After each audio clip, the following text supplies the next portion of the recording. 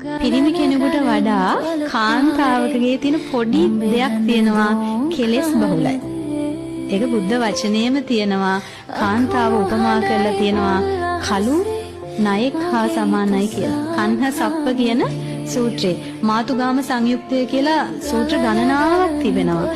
ඒ හැම සූත්‍රයකම බුදුරජාණන් වහන්සේ දේශනා කරලා තියෙන්නේ කාන්තාව තුල පිරිමියෙක් තුල නැති යම් දුර්වල කෙලෙස් තිබෙනවා. විශේෂයෙන්ම කිපෙන සුළු බව, ඊර්ෂ්‍යාව, වෛර බැඳීම, ක්‍රෝධ කිරීම, එකට කිරීම, පලි ගැනීම, අනුන්ගේ දේවල් හොයන එක, අනුන්ට නින්දා පහස කරන දේවල්. මම කාන්තාවගේ හොඳ පැත්ත වගේම මේකත් කියන්න ඕනේ නේද? එතකොට බුදුරජාණන් වහන්සේ ඕක පෙන්වලා දීලා තියෙනවා. දැන් අපි හිතන්නකෝ පිරිමි කෙනෙක් වැඩිපුර අනුන්ගේ දේවල් හොයනකොට කියනවනේ අනේ මේ ගෑණියෙක් වගේ කියලා කියනවා නේද?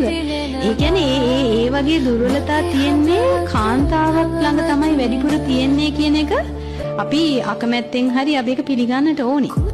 අන්නේ දුර්ගුණ, අනේ තියෙන ආවේනික දුර්වලතා අපි පුළුවන් තරම් ධර්මයෙන් යටපත් කරගන්න ඕනේ.